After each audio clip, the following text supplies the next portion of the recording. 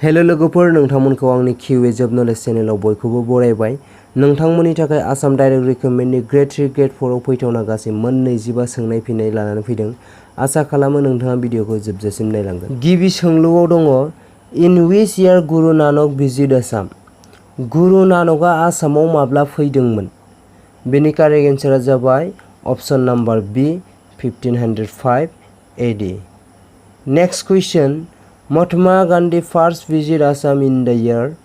महात्मा गान्धीआ आसामाव गिबि खेब फैदोंमोन। लोगोफोर, बेनि कारेक्ट एन्सारा जाबाय अप्शन नाम्बार सी 1921। नेक्स्ट कुइसनाव दङ, who was the first chief minister of Assam? आसामनि गिबिसिन गाहाय मन्थ्रिया सोरमोन?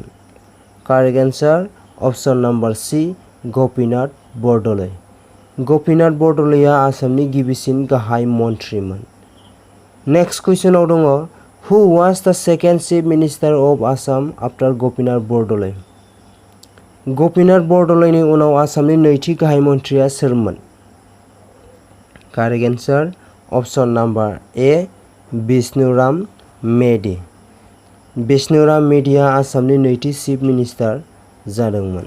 नेक्स्ट कुइसनाव दङ, the logo' of the Assam Sahitya Sabha was designed by? Assam Sahitya सभानि लग'खौ सोर महर खालामदोंमोन? बेनि कारेक्ट एन्सारा जाबाय option number B Jugal Das.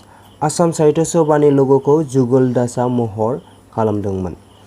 Next कुइसनाव दङ, who had conferred Gopinath Bordoloi with the title Lokpriya? Gopinath बरदलैनो सोर लकप्रिय बिमुंखौ होदोंमोन?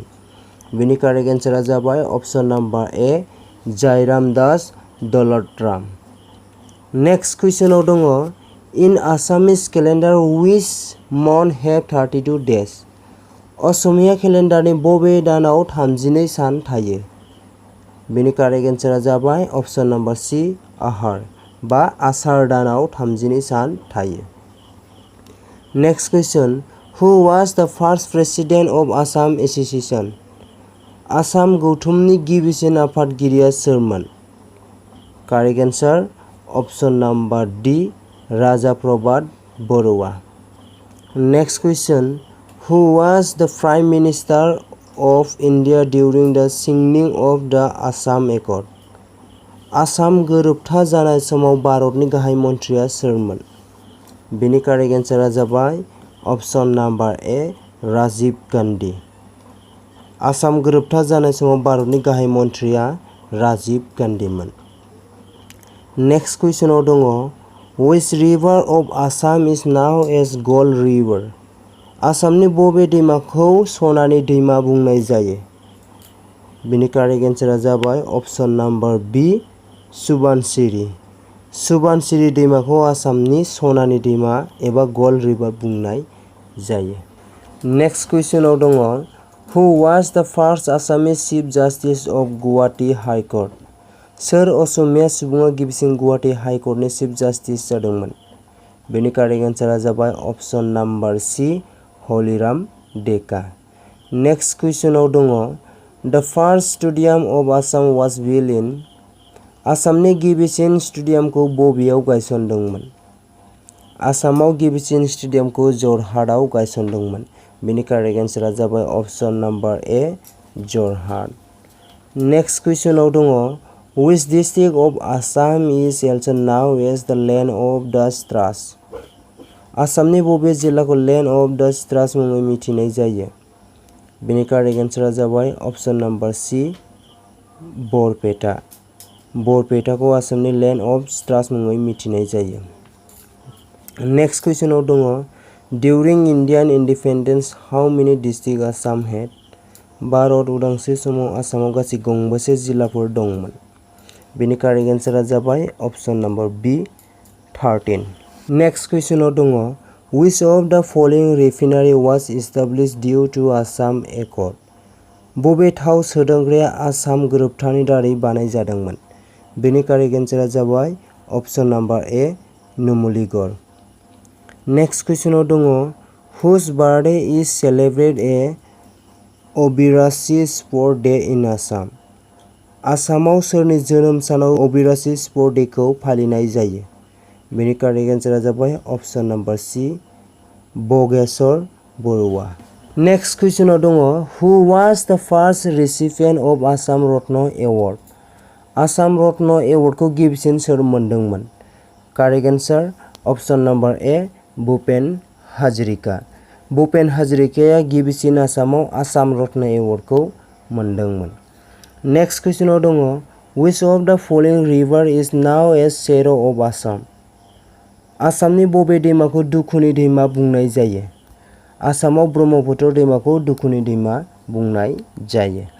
Correct answer option number B Brahmaputra. Next कुइसनाव दङ who is also known as Kalaguru of Assam? आसामनि सोरखौ कलागुरु मुङै मिथिनाय जायो?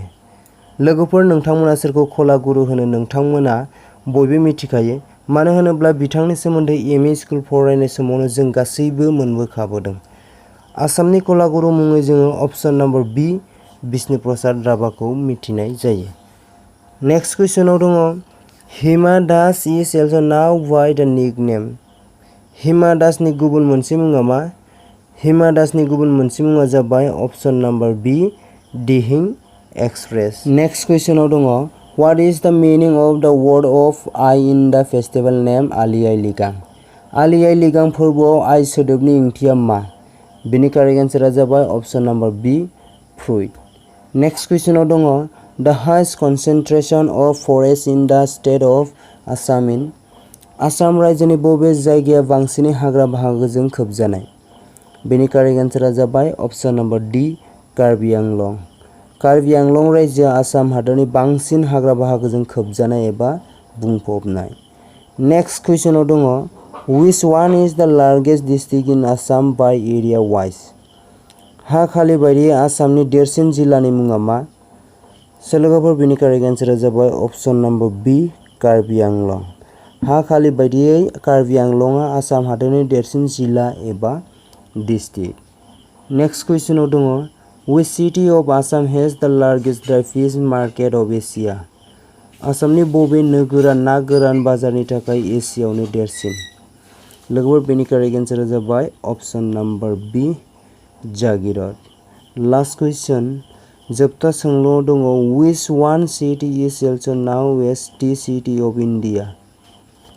बबे मोनसे नोगोरखौ टी सिटी अफ इन्डिया मुङै मिथिनाय जायो? बेनि कारेक्ट एन्सारा जाबाय अपसन नाम्बार ए डिब्रुगड़। डिब्रुगड़ जिल्लाखौ टी सिटी अफ इन्डिया मुङैबो मिथिनाय जायो। लोगोफोर जोबनायाव नोंथाङा आंनि चेनेलाव गोदानब्ला चेनेलखौ साबस्क्राइब खालामनानै ला, बेजों लोगोसे खाथियाव थानाय बेलनि नटिफिकेसनखौबो अन खालामनानै लानो दाबाव। आरो लोगोफोर गोजौआव होबोनाय सोंनायनि फिनाव माबाफोर गोरोन्थि जादोंबा अन्नानै निमाहा होबानो जाबाय। गोजोन्थों। जय बर' हारिनि जय।